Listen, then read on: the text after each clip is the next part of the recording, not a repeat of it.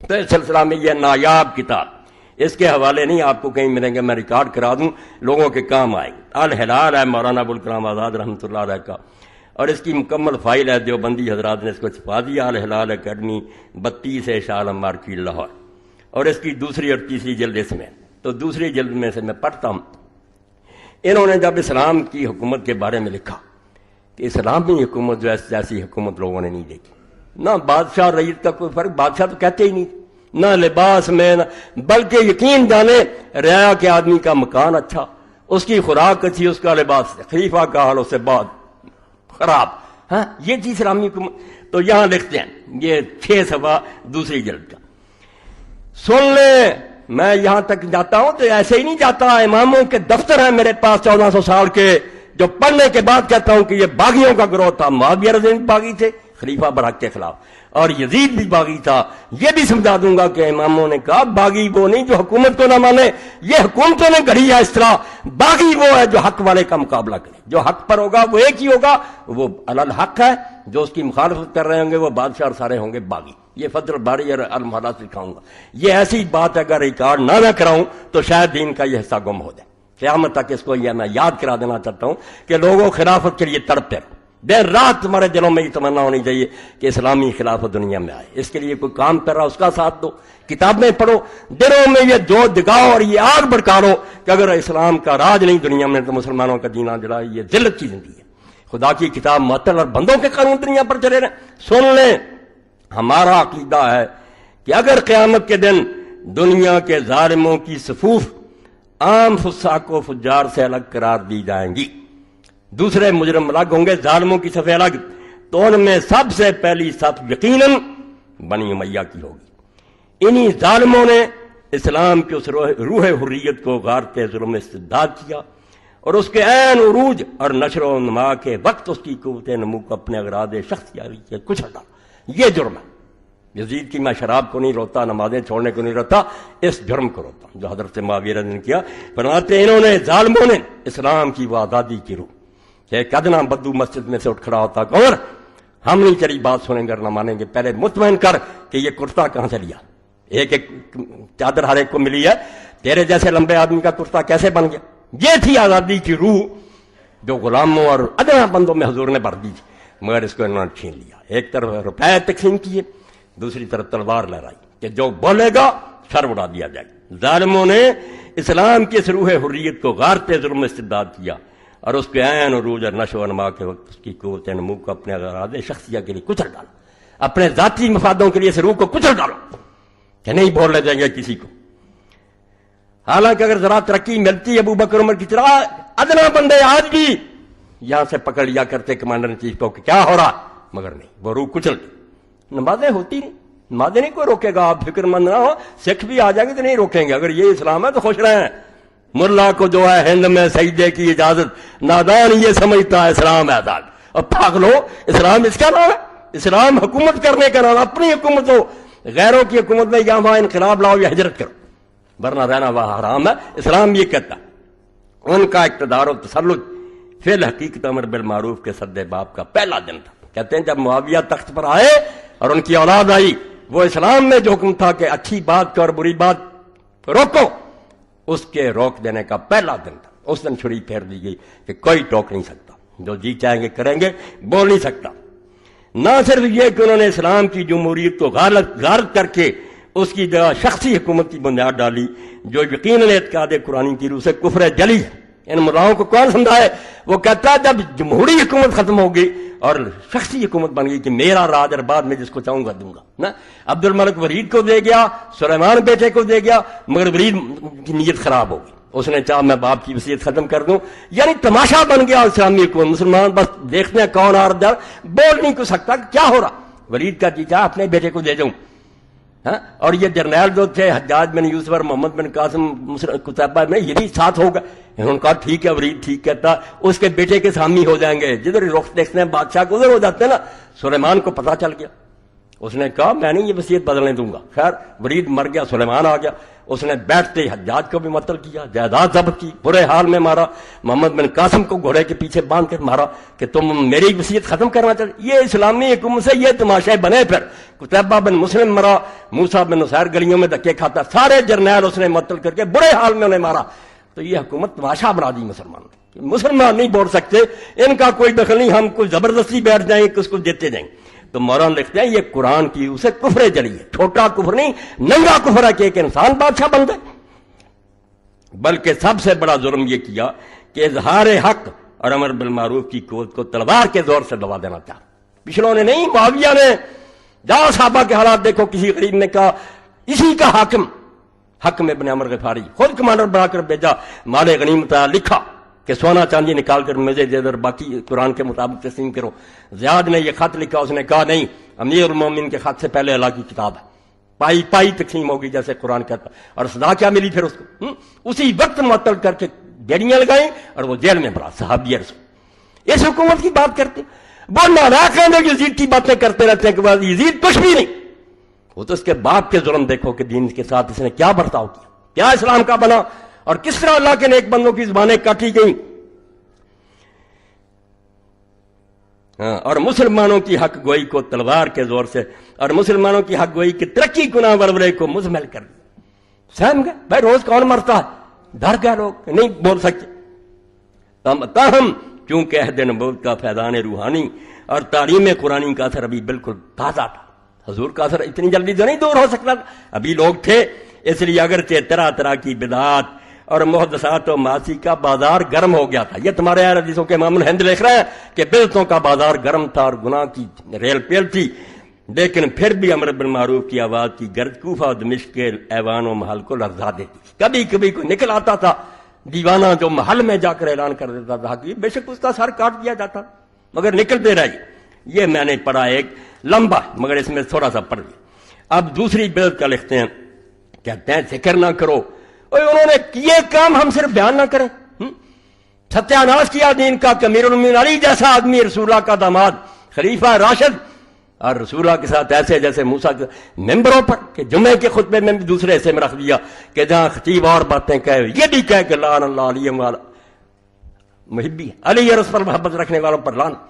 جاؤ پوچھو ام سلمہ رضی اللہ عنہ سے, رسول اللہ کی بیوی سے. گیا ایک آدمی, انہوں نے کہا تمہارے سامنے ممبر رسول پر حضور کو گالیاں دی جاتی ہیں, حدیث. انہوں نے کہا ماں کون گالی دے سکتا. انہوں نے کہا کہتے نہیں کہ علی اور اس سے محبت رکھنے والوں پر لعنت. میں حضور کے گھر میں رہی ہوں, سب سے بڑھ کر محبت تو علی سے حضور رکھ کرتے تھے. یہ کہاں تک بات جاتی. اور حضور نے کہا جس نے علی کو گالی دی اس نے مجھ کو گالی دی. یہ حدیثیں ہماری صحیح, ان کو چھپاتے ہیں. اور تم تاریخ کو آگ لگا دو, میں کہتا ہوں لگا دو. تمہارے سارے جو جھوٹے مسئلے ہیں نا کہ حسین واپس آنا, یہ وہاں سے ہی تم لیتے ہو, حدیث کی طرف نہیں آتے. حدیث میں ان کا شکل دیکھ لو تو کبھی بھی نام نہ لو کو. تو پھر فرماتے ہیں ان لوگوں نے بنی امیہ کا سب سے بڑا ظلم جو انہوں نے اسلام پر کیا یہ تھا کہ خلافت راشدہ اسلامیہ کو, جس کی بنا اجماع و مشورہ مسلمین پر تھی, کوئی نہیں بیٹھ سکتا جب مسلمان اپنی مرضی سے نہ چنے. اور یہ بھی کوئی بیعت کا طریقہ نہیں کہ باپ تخت پر بیٹھ جائے, بیعت لے لی. یہ تو لیتے ہیں لوگ, ریفرنڈم کہتے ہیں, یہ بیعت ہوتی ہے. تخت پر بیٹھا سارے ہاں جی کہتے ہیں. بیعت اس کا نام ہے کہ ابو بکر عمر کی طرح بے اختیار ہو, تمہاری کوئی حکومت نہیں ہے. پھر لوگوں سے پوچھا, بادشاہ پوچھتا اپنے لیے کہ مجھے مانتے ہو یا نہیں, یا باپ بیٹے کے لیے پوچھتا بادشاہ, کوئی دیوانہ ہی ہوگا جو انکار کرے گا. یہ بیعت کہلاتی نہیں, جرم ہے. بیعت مانگی نہیں جاتی, کی جاتی. میرا جی چاہتا کسی کو ووٹ دوں, نہیں چاہتا, کیوں تنگ کرتے ہو مجھے. حضرت سعد بن عبادہ نے نہ ابو بکر کی نہ عمر کی, کسی نے نہیں پوچھا. کیوں پوچھنا تھا, نہیں وہ صحیح سمجھا, ٹھیک ہے, زندہ رہا, اس کی عزت ہے. اسی طرح سختی کہ بیعت کرو. تو فرماتے ہیں کہ بدل دیا حکومت شخصی و مستبدہ و سلطنت ملکیہ سیاسیہ میں تبدیل کر دیا, اور حکومت کی بنیاد شریعت پر نہیں رکھی بلکہ محض قوت اور سیاست پر. قرآن حدیث سے نہیں پوچھا جائے گا, ہاں اپنی پاور سے کریں. ٹھیک ہے, قرآن کی کچھ باتیں مانتے تھے, وہ مہربانی تھی ان کی, جیسے آپ بھی مان لیتے.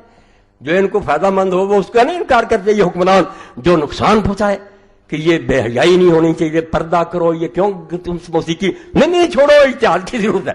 تو بھائی ہمیشہ ایسے کرتے. قرآن حاکم نہیں رہتا, بیچارہ کھڑا ہے سائل, جو اس کی بات مان لے, جس کو چاہے رد کر دیں.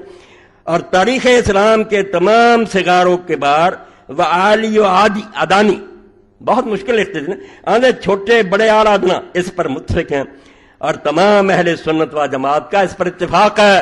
جو نہیں اتفاق رکھتا وہ اہل حدیث نہیں ہے، کوئی ناسبی ہے، پلید ہے۔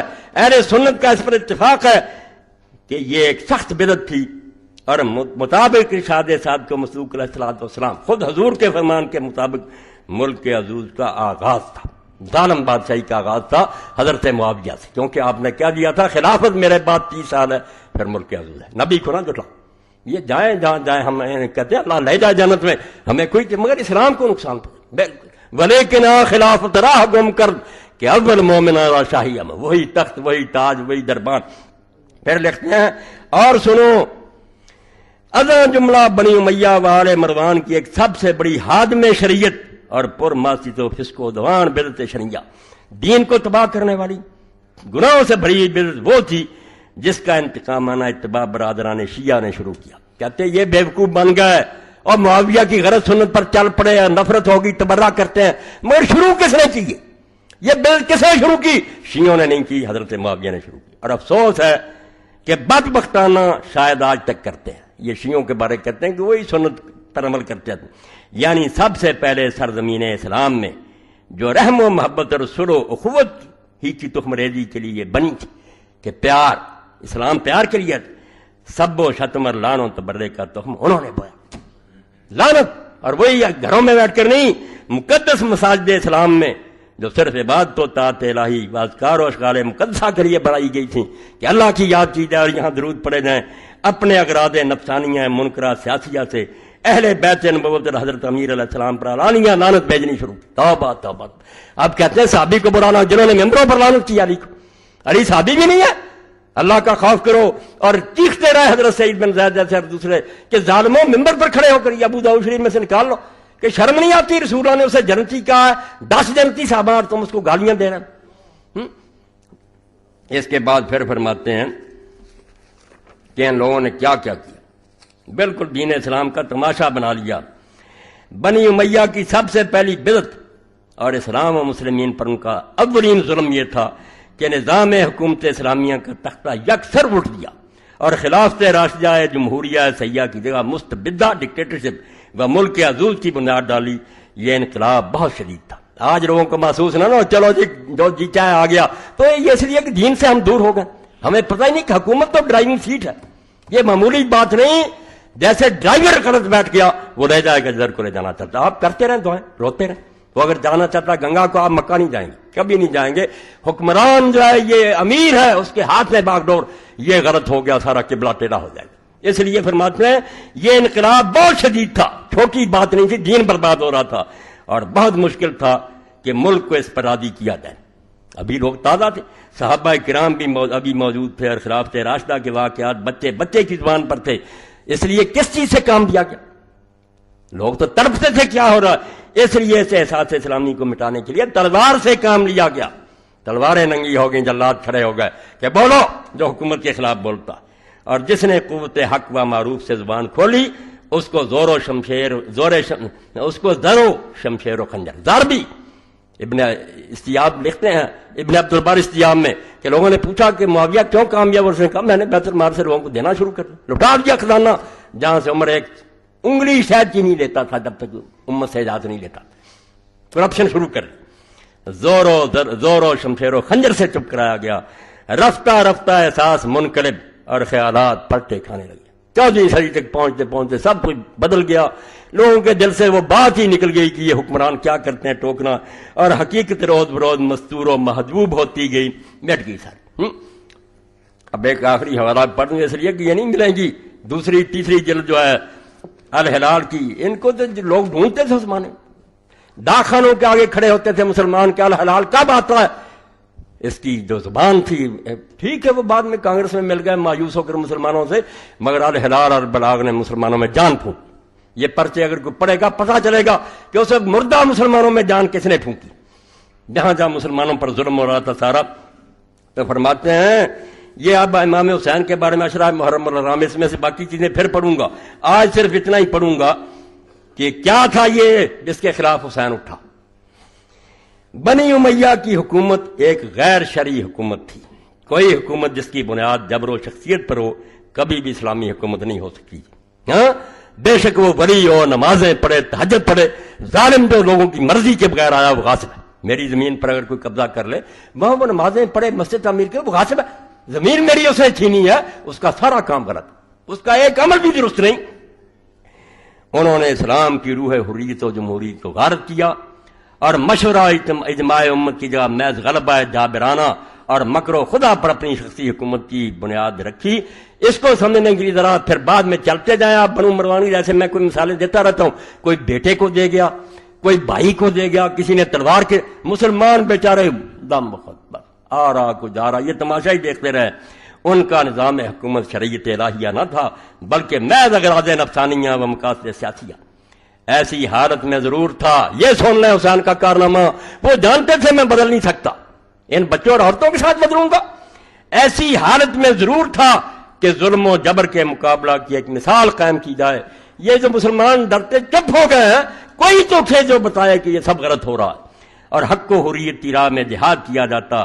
حضرت سید الشہداء نے اپنی قربانی کی مثال قائم کر کے مظالم بنی امیہ کے خلاف جہاد حق کی بنیاد رکھی، اور جس حکومت کی بنیاد ظلم و جبر پر تھی اس کی اطاعت و وفاداری سے انکار کر دیا. بس یہ نمونہ تعلیم کرتا، یہ ہے دین بچا جس میں ہے.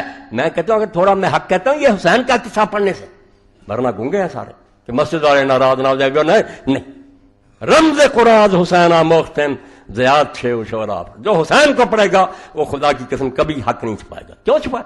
قتل ہو جائے گا پھر کیا ہوگا. فرماتے ہیں پس یہ نمونہ تعلیم کرتا ہے کہ ہر ظالمانہ اور جابرانہ حکومت کا علانیہ مقابلہ کرو اور کسی ایسی حکومت سے اطاعت و وفاداری کی بیعت نہ کرو جو خدا کی بخشی ہوئی انسانی حریت و حقوق کی غارت کرو اور جس کے احکام مسبدہ و دائرہ کی بنیاد صداقت و عدالت کی جگہ جبر و ظلم پر. جو جبر سے حکومت کرتا ہے وہ ہمیں جانور سمجھتا کہ میں ان کو ہانکوں. ہم انسان ہیں، ہمیں دلیل سے قائل کرو، ہماری رائے دو، اپنی رائے پیش کرو اور حضرت عمر رضی کی طرح اعلان کرو. جب کتاب الخراج میں قاضی ابو یوسف لکھتے ہیں فتوحات عراق کی صحابہ میں بحث ہوگی کہ ان زمینوں کا کیا کیا جائے. حضرت بلال رضی اللہ نہیں مانتے تھے کہ عمر پہلی رائے غلط، ایسا ہوگا. بحثیں ہوئیں، صحابہ کا اجتماع ہوا، حضرت عمر نے رضی اللہ نے اعلان کیا کہ مجھے مشورہ دو اور میں بھی تم میں سے ایک آدمی ہوں، میری کوئی زیادہ رائے نہیں، نہ میرے 2 ووٹ ہیں نہ ویٹو ہے، جو مشورہ دو گے یہ ہے اسلامی حکومت. اور اگر یہ کہ ڈنڈے کی زور سے ہمیں ہانکے میں نے کیا دیا بس کرو، تو پھر مطلب ہی کہ ہم انسان تو نہیں ہیں، جانوروں کا کوئی گلا جس کو کہ آدمی اپنی مرضی سے ہانک رہا. یہ ہے سب سے بڑا گناہ جس کے مقابلے میں اگر یزید شراب پیتا تھا، نمازیں چھوڑتا کچھ بھی نہیں تھا، وہ اس کی ذاتی بات تھی، ہمیں اس کی کوئی اتنی تکلیف نہیں تھی، مگر امت کا بیڑا غرق کیا، جبر کیا، ظلم کیا. اور اس سلسلے میں آخری بات سنا دیتا ہوں کہ حسین کبھی نہیں مرا. جب بھی کہیں کوئی انقلاب آیا یہ لوگ حق کے لیے اٹھے نا، جو نہیں پڑھتے ان کے بارے میں کیا کہوں، یہ بیچارے نادان ہیں، درسوں میں 4 کتابیں پڑھاتے رہتے ہیں، وہی ان کا دائرہ، ان کو نہیں توفیق کہ یہ مطالعہ کریں کہ اسلام کے ساتھ ہوتا کیا رہا اور کون لوگ حق کے لیے میدان میں آتے رہے. انہیں کیا پتا کہ ابو حنیفہ اور مالک رحمۃ اللہ نے منصور کو جب للکارا تھا تو کیا نتیجے بھگتے. ایسے مولوی ہوتے وہ بھی ساتھ مل جاتے، وہ اس مسئلے کو نہیں مانتے تھے. اس مسئلے پر باقاعدہ ایک تقریر ہوگی کہ کسی ظالم آدمی کی حکومت ماننے کا اسلام نہیں کرتا. وہ حدیثیں جو نا کہ بادشاہ خلاف نہ اٹھو یہ سلطان کے، ان کا کوئی تعلق نہیں. یہ لیکچر ہوگا ایک پورا تاکہ دین کا یہ حصہ ٹھیک ہو جائے. ورنہ میں دیکھتا ہوں کہ 1400 سال سے لوگوں نے اس کو ٹیڑھا کر دیا کہ نہیں جو بیٹھ جائے اس کے خلاف نہ یہ امیر ہے نہ خلیفہ ہے نہ اس کے بارے میں وہ کون ہے. آ جائے گی بات.